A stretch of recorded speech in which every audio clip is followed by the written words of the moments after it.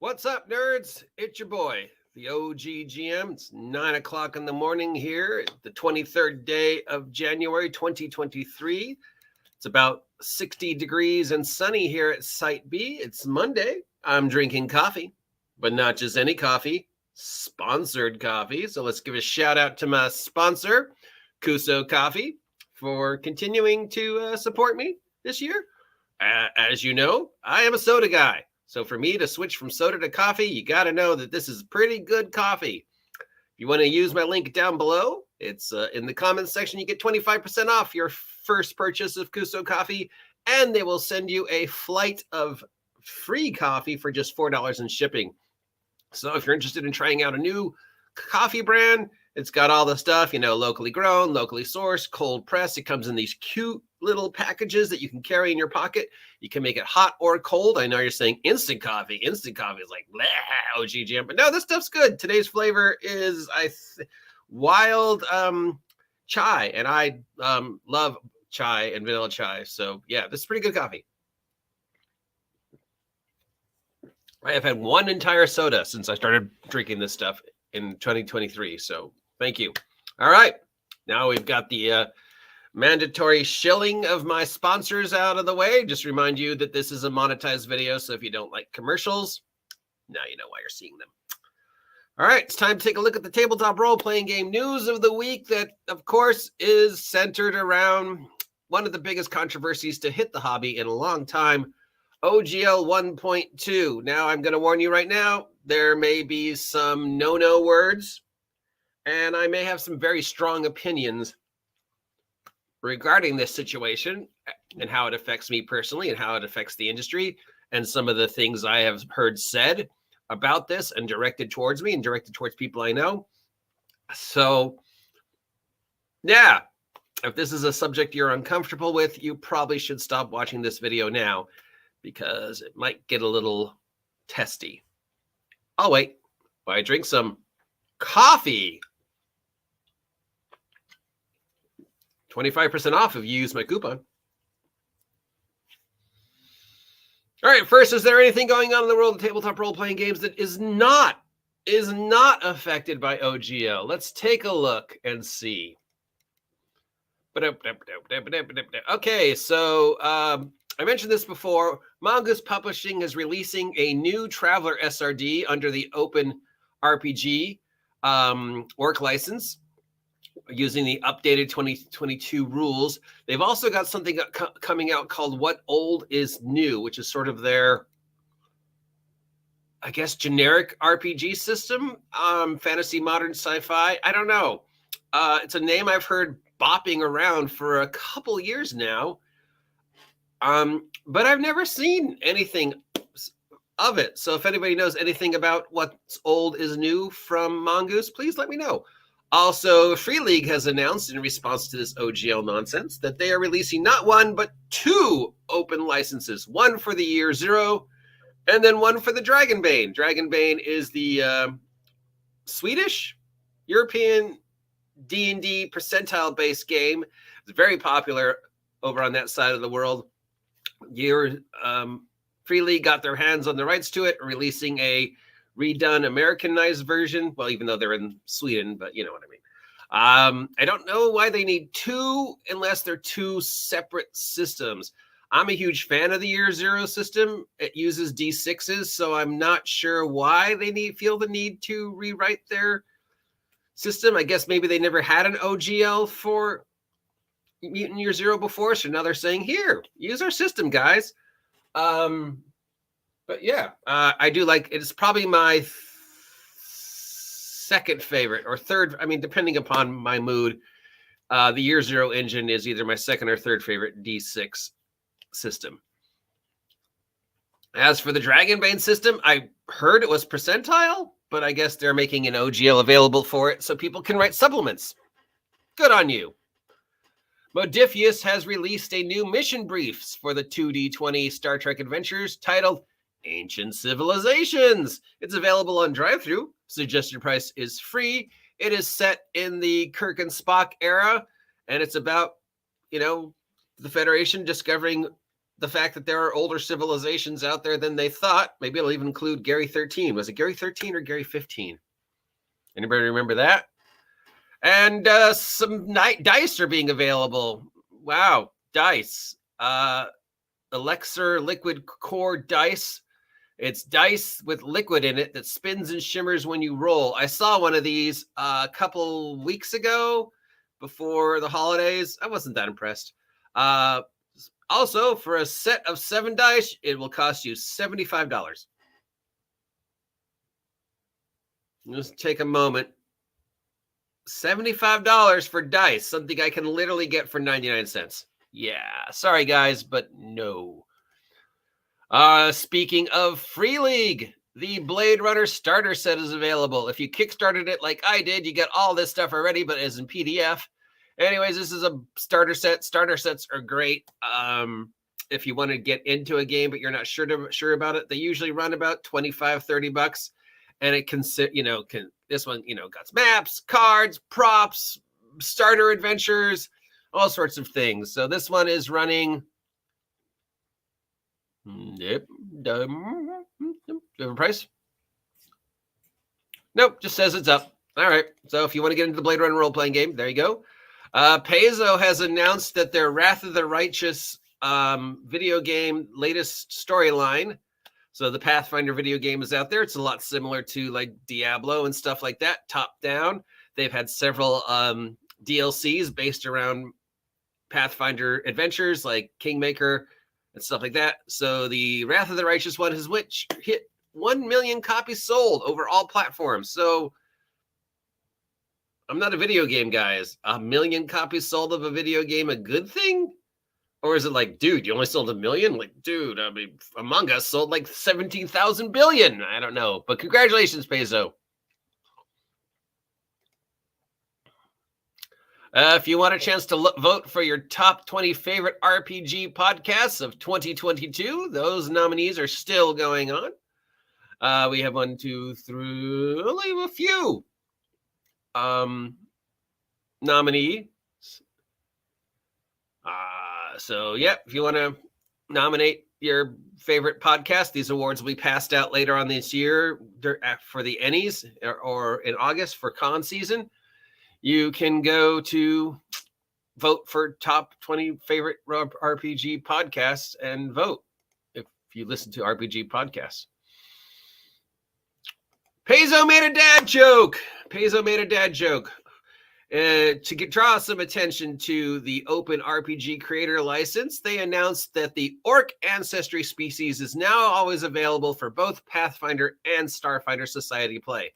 So if you couldn't play an Orc before, you now can. But the joke is, of course, that all the Orc player characters will have legal lore or have the profession lawyer skill, because Orc is the name of the Open RPG Creator License. And there's lawyers involved, so they're saying the Orc player character race will now be all lawyers because dad joke.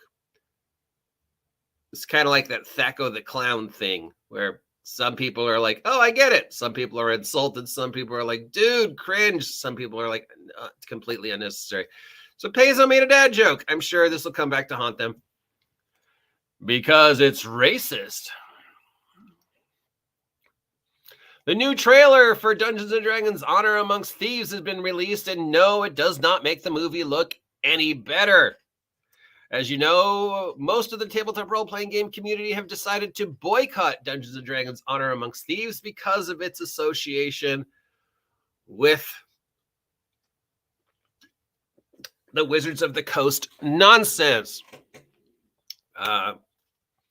Before this all started, there was a prediction of about 500 million money-wise that this movie might make, which in Hollywood terms is not a lot. So, and that it might make a million new D&D fans, which then, of course, was like, no, it's not going to make a million. If it makes any new fans of D&D, it won't be people who are going to jump over to the game. It's going to be people who want to get the action figures and the toy lines associated with the movie. Because, if we're comparing it to its closest relative, Guardians of the Galaxy, which is the movie most people are comparing this to. The Guardians of the Galaxy movies did not make a ton of people suddenly want to go out and buy comic books based upon Marvel. It did sell a lot of toys, but yeah. But then again, of course, really that's what you want. You want to sell toys and action figures and the Lego sets because that's where the money is. So will Hasbro / Paramount / whoever pull $500 million out of this movie, which again is not a lot in Hollywood, Hollywood money with the boycott and everything? No, right now it's being predicted it might flop. Of course, this is one of the things that Hasbro is investing a lot of energy in, hoping that it will drive sales to D&D Digital. But yeah, I'm boycotting it. Of course, I was boycotting it even before this OGL thing. I've been boycotting it since it was announced in August.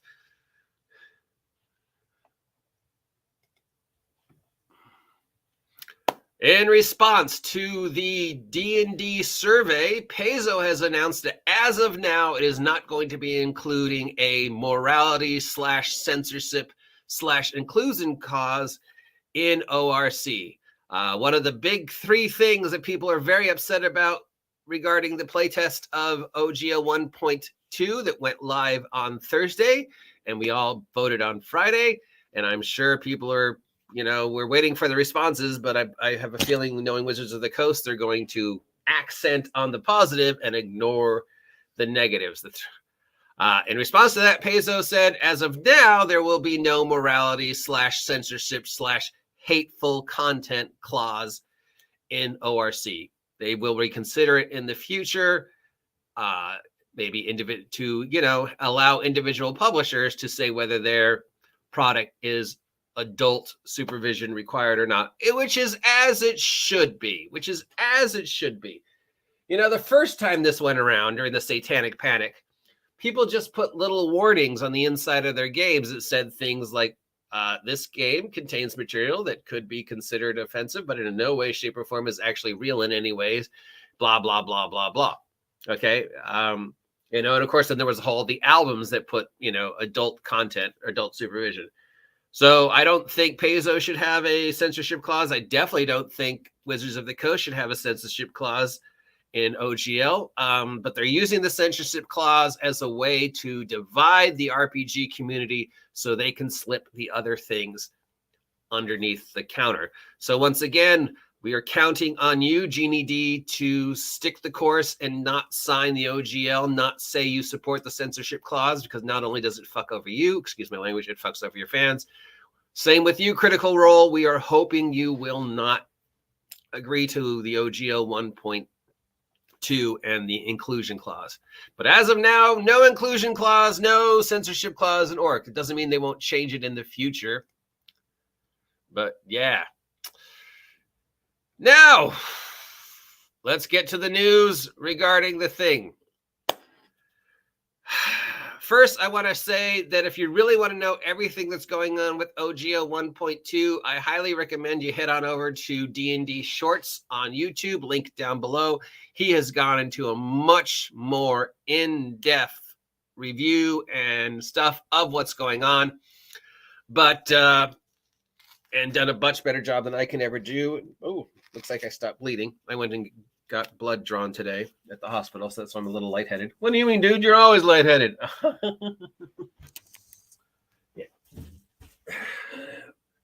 So on Friday, Wizards of the Coast released the Thursday, Wizards of the Coast released the playtest of OGL 1.2. And in it were 3 things that stood out to most of us amongst all the things. One was we're making stuff available to Creative Commons, so you can use the stuff. Except, of course, when you actually read what you can and cannot use, they weren't really letting you use much of anything. Basically, as of today, if you want to make third-party content under OGL 1.2, you can use the following: Strength, Dex, Con, Intelligence, Wisdom, Charisma, Armor Class, Hit Points, and Saving Throws. Strength, Dex, Con, Intelligence, Wisdom, Charisma, Armor Class, Hit Points, and Saving Throw.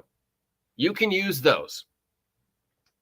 What you cannot use is any of the classes, any of the races, any of the subclasses, any of the spells, any of the monsters, any of the magic items, any of the equipment, any of the gear, any of the stories, legends, imagery, any of the feats, any of the skills. Pretty much everything after page 3 of the player's handbook you cannot use.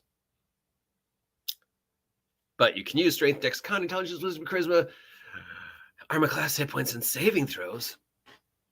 Which, I mean, you can't even use level. Because apparently they claim they invented level. So that was number 1. Number 2 is they're continuing to basically say they are deauthorizing OGL 1.0, 1.0A. They're trying to offer some sweetheart deals to the third-party publishers to try and convince them to sign 1.2, including lower royalty fees, stuff like that, a D&D Beyond. This is what everybody's concerned about, is they're going to offer Critical Role sweetheart deal or Genie D your sweetheart deal, and then they will change their tune. And we're all fearing that Genie D will come forward and say, oh, no, it's fine. So, yes, they're sticking to, they're not going to go forward with OGL 1.0. If you want to make stuff for anything that isn't 6E, you're going to have to sign 1.2. They will not support OGL 1.1. What does that mean? Well, that means anybody who made product before today, between whenever this came out 23 years ago and now, will fall under this new microscope as they deauthorize OGL 1.0 and say, hey, remember in 2017 when you released that game about, sandwiches and swordfish that used OGL? Well, we're deauthorizing it, which means you can't make it anymore. You can't support it anymore. Hey, you who keeps talking about Wizards of the Coast and Dungeons and Dragons 5e, you can't anymore. We're not going to support 3. We're not going to support 2. We're not going to support 1. We're not going to support 0. We're not supporting 5. If you want to make any third-party content from the past for any of the systems that have been made since day 1 till today, like, I don't know, Mutants and Masterminds, the Age system, every system out there that has been made for the last 20 years that uses any variation of the D&D stats, you cannot make any more supplements for it. It's deauthorized, which means you can't sell it. Blah, blah, blah, blah, blah. And third, and most importantly, is the hateful comment section. The hateful comments section. The orcs or racist section. This thing. Now, this is the thing that is causing the most pain, and this is the thing that Wizards of the Coast is pushing in order to distract us from what they're really trying to do, which is slide the 1.2 under the counter. And it is written in such a way that not only can Wizards of the Coast say something you put in your product is no, so we're deauthorizing it when we're canceling it. They're also saying anything you do can be subject to this censorship clause. Now, a lot of the blue-haired crowd, as we're calling them, the sparkle trolls, are going, how dare you be against censorship? How dare you? If you want them to remove this clause, you must be racist. This is the thing you're upset about, the fact that they want hateful comment to be removed. And a lot of those are bots. A lot of those are shills. Most of those are people who don't even play. They're just choosing to fight under this bandwagon. So here's where I'm going to get a little spicy. So again, if you don't want to hear me get off on a tangent, you probably should stop watching this now. I'm going to take another sip of coffee. Sponsored coffee. 25% off if you use my coupon. Cold, spicy chai. So let's use my favorite example, Miss Genie D. Miss Jeannie D does Dungeons and Dragons cosplay. Miss Jeannie D sometimes poses in what could be considered slightly suggestive. I mean, she's nowhere, shape, and form close to Jessica Nagiri, but there's been times when she's suggestive. Miss Jeannie D also writes tons of D&D themed music and tons of D&D themed fan fiction. Some of those songs contain rather bawdy or what could be considered not safe for words, suggestiveness, suggesting such things as bodily functions and sex. Lots of, what is it called? RPG light erotica has been written about Jeannie D's characters. Lots of RPG light erotica has been written about the Critical Role characters. There is a lot of fan art for Jeannie D and her characters, and there's a lot of fan art for Critical Role and the characters in there. And a lot of that fan art is ranging from suggestive, ooh, look at the size of Jester's mom's bobas, to full-on hentai. This is what Wizards of the Coast is threatening to take away. They're not threatening to take away, oh, I want to have orcs be evil in my game. They're saying that you do or say or act in any way, shape, or form that Wizards of the Coast considers to be less than appropriate for Wizards of the Coast's target audience. They're going to terminate you. They're going to come after you. And again, they're not just saying, oh, if you print something that we don't like bobas or, drow elves, we're going to remove that. They're also saying that if you perform or act in any way, shape, or form, they're going to come after you too. And I don't even know what gives them the authority to, monitor the interweb. And second, exactly how are they going to enforce that? Wizards of the Coast is not a law enforcement division. According to several of the attorneys and other individuals who are far smarter than I am, Wizards of the Coast and Hasbro has stepped over a lot of lines that could be considered legally questionable. From what I've been told, the Washington State District Attorney has already started looking into what Wizards of the Coast is doing. And the Department of, whoever is in charge of things like monopolies and stuff like that is also looking into them. In the past couple days, I have heard people say to me, either directly or indirectly, the industry will be so much better once people like you are dead. The industry will be so much better once people like me, the OG GM, are dead, because I've been playing this game for a long time. Therefore, I am racist. Hi, my name is the OG GM. I'm 56 years old. I am legally disabled. I suffer from multiple anxiety and depression issues, as well as several physical disabilities. I am Jewish. I am also openly, as I've said multiple times, LGBTQA. I identify as asexual, which means I don't really think. So you claim you are fighting for people to feel inclusive at the table and that you don't want anybody to, like me, to be at the table. But I'm the kind of person you're claiming you want at the table. I'm a Jew. I'm disabled. I have PTS. I'm physically and disabled. I suffer from multiple depression and anxiety issues. And I am openly LGBTQ, asexual.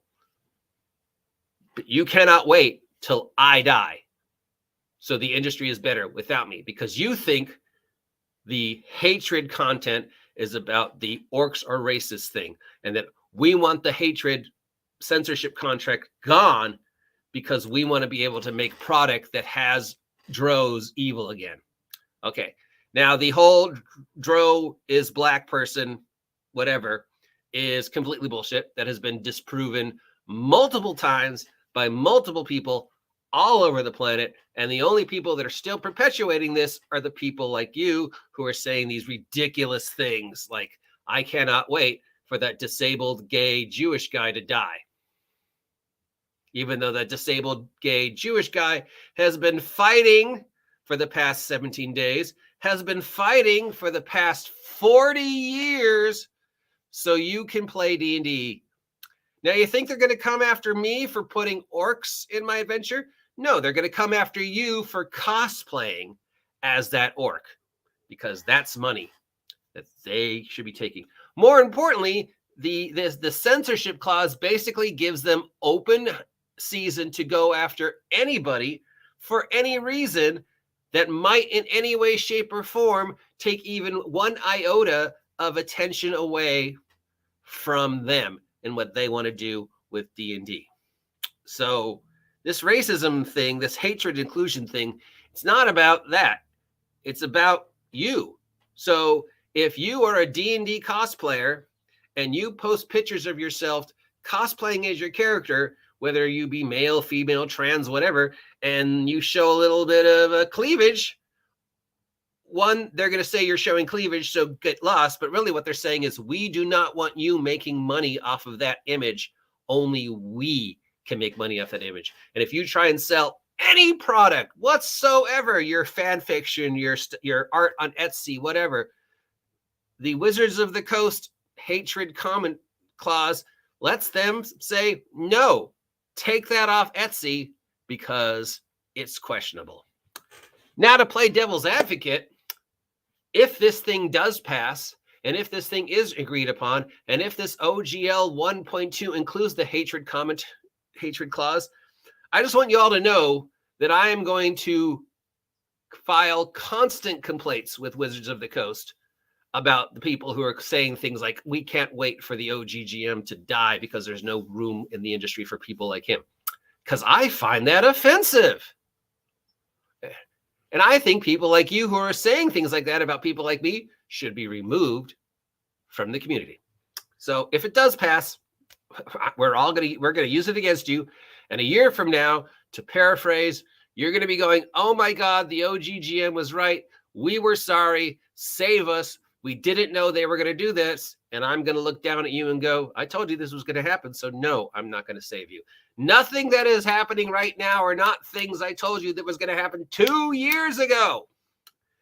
Now, again, I suggest you go to D&D Short's link as he goes through all his things, all his leaks, all the information. He is a much better source for this than I am, and he can give you a much more in-depth detail of what's going on and how it's going to affect you and what Wizards of the Coast thinks about you. So you can say everything I've said is BS.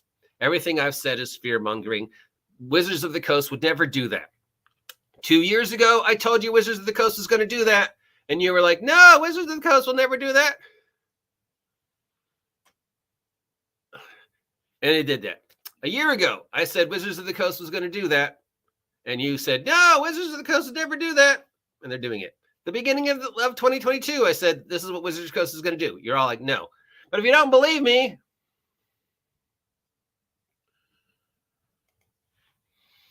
here we go.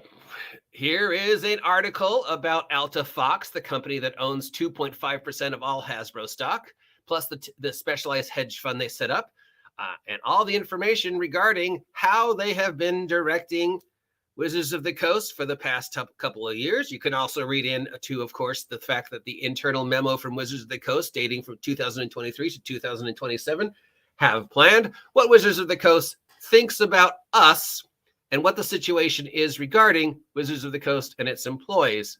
You could also go to D&D Shorts, like I said, and watch him because he gives a much better thing. But if you think Wizards of the Coast is on your side over this and is going to keep physical D&D alive and has no plans to do any of the things I have been saying for the past 2 years or any of the things all of us have been saying for the past couple of weeks, if you're going to just give up the fight and go, well, we'll sign 1.2 because it has that, clause in it and we get to use these stats, just watch the video. And it has all been confirmed what Chris Cook, what Miss Williams, what Crawford really think about you, and what the environment at Wizards of the Coast is right now, and how upset and afraid the Wizards of the Coast employees are now, knowing that at any day, almost all of them might lose their job to be replaced by the brand new group of people that Wizards of the Coast Hasbro is planning on bringing in to continue to shepherd Dungeons and Dragons into the digital phase. There are 5 products coming out this year for 5e from Wizards of the Coast, starting with keys to the Golden Vault. I'm sure there will be a surprise in there, so 6, 7. Once 2023 ends, those will be the last products Wizards of the Coast makes for 5th edition, and they will not support anything 5th edition going forward, including third-party 5th edition stuff like all the stuff you find on DM's Guild. Also, they're not going to let you do homebrew content on D&D Beyond. You can only use what they install. And I know a lot of people are like, no, that's a bullshit leak. But no, that leak has been proven. The $30 a month fee, all the digital download marketplace stuff, that has all been confirmed, again, by D&D Sharts. So again, I highly recommend that you go and check out his video because it's his thing. My big thing, of course, is the censorship. My big thing is being told that you cannot wait for people like me to die because we have spent so much time fighting against censorship so people like you can say stuff like that about us. And your response is, I want the fat Jewish gay guy who's disabled to die. So yeah, I don't feel a lot of sympathy for you people. I warned you it was getting a little spicy. I apologize if I upset anybody. Well, don't worry. If 1.2 passes, you can get me canceled because I said no words and talked about bobas. So again, please, Miss Jeannie D, do not acquiesce. Do not take the sweetheart deal because it doesn't just affect you. It affects your hundreds of fans. Please, Critical Role, do not acquiesce. Do not take the sweet deal. Do not sign 1.2, but it's because, again, it doesn't affect you. It affects your hundreds of fans. Now, as of today, other than a few people who might be bots and the ones who are saying, you know, the stupid shit like, oh, well, you want it to because you want to write haste. Still, with the exception of 1 or 2 individuals out there, nobody has actually said anything positive about this. There's still really nothing positive about 1.2. There's good ideas in 1.2, sure. Like everything Wizards of the Coast does, there's good ideas on paper. I could go all the way back to, 3rd edition and 3.5. 3.5 was a good idea on paper. 4th edition was good ideas on paper. 5e, good ideas on paper. OGO 1.2 on paper. There's some good ideas, but no, they're horrible. And Wizards of the Coast, Hasbro, I'm sorry to say, doesn't care about you. They care about money because they're a corporation with billions of dollars invested in multiple resources that they're looking to make back. Peppa Pig brings them in billions of dollars a year. Power Rangers Transformers brings them billions of dollars in a year. Magic, before it fucked up, again, excuse my language, was averaging them anywhere up to close to $1 billion. Not anymore. They want D&D to make that kind of money. They literally have said so. D&D is not monetized enough. Digital marketplace, more toys, more action figures, more money. You, my friend, who are listening to the sound of my voice, Wizards of the Coast just considers you money, which of course is not unusual because literally every company on the United States considers each and every customer as their paycheck.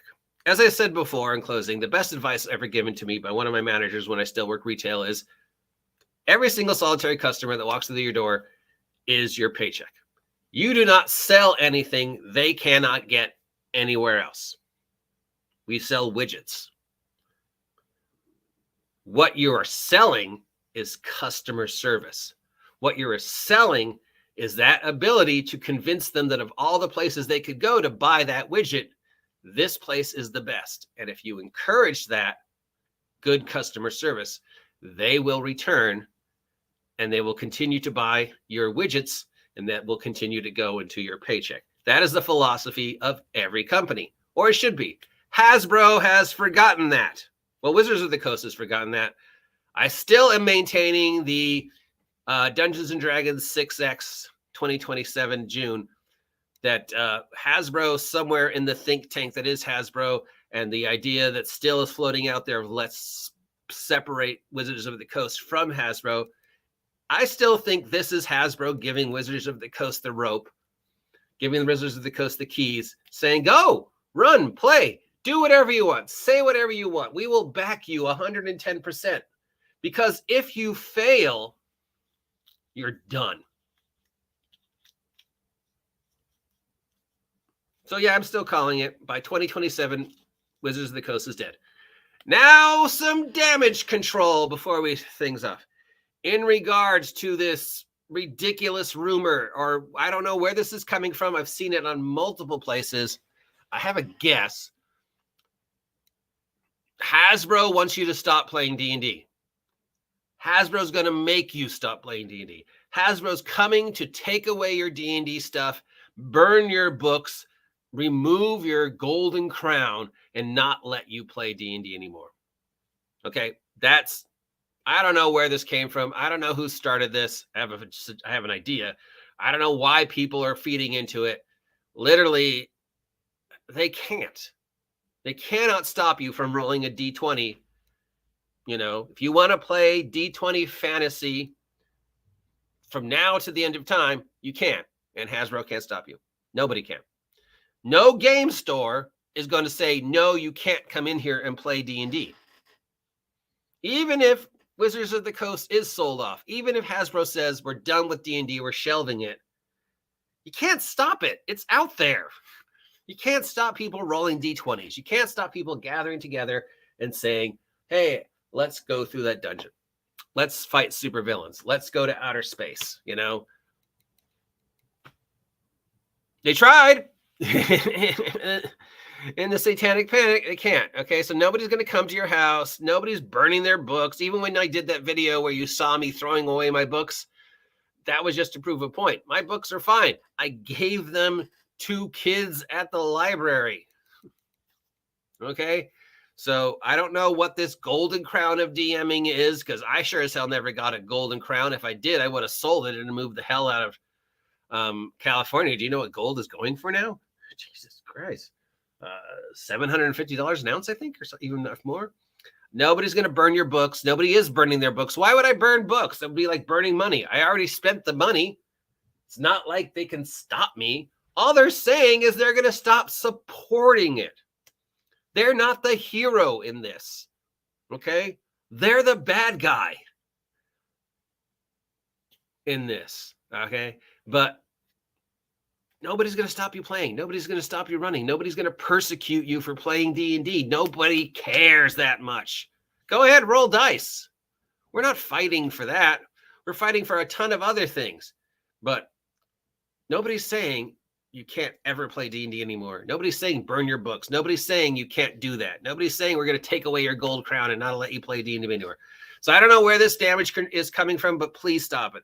Also, these are the same people who are saying attack Wizards of the Coast staff, attack Genie D, attack OSR people for supporting, you know, this nonsense.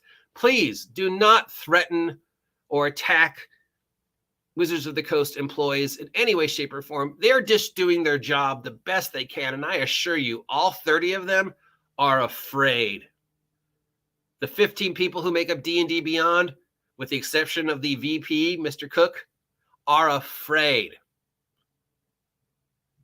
of what's going to happen, of losing their jobs, of opening their mouths. They know that there are 30 help wanted ads right now, including somebody's, you know, basically to replace Crawford. So please do not threaten them. Please do not threaten Genie D because she came out for this. Please do not threaten Professor Dungeon Master or Level Up to 3 or Mark Holmes or myself or anybody else. Okay? It doesn't accomplish anything, and it makes you look really, really, really immature. And that's not what this is about. So please, please stop. Okay? This is a thing. It's happened before. It'll happen again. 2 years from now, I'll be telling you, remember 2 years ago when I told you about this? D&D is not going anywhere. Wizards of the Coast is just changing the game. And not in a good way.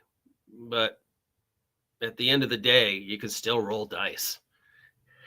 At the end of the day, it's a silly game about elves with sticks, and I think all too often we forget that. All right, I'm done with my soapbox. I apologize if I triggered anybody or upset anybody. Obviously, this is very close to my heart.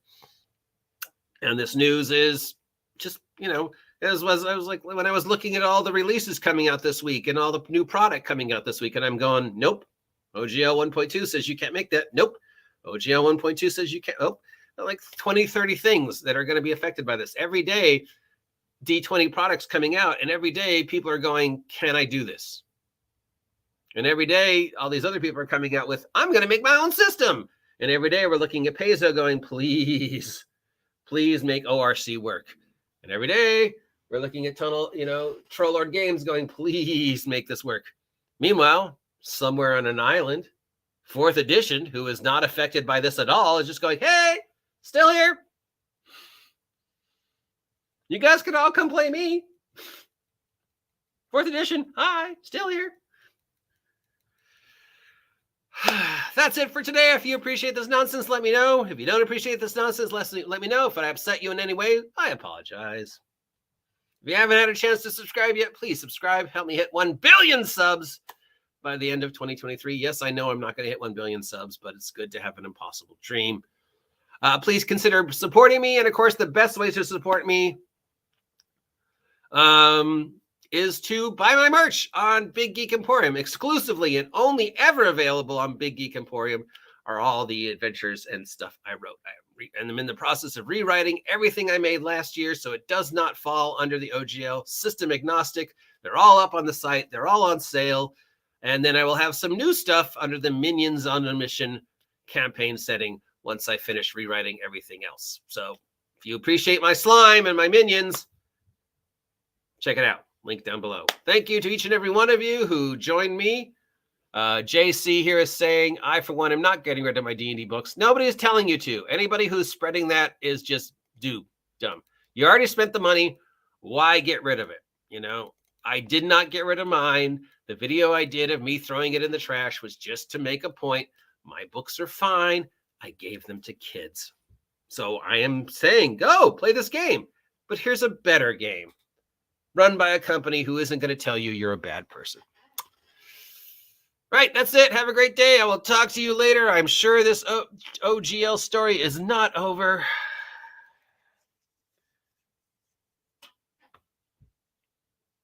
See ya.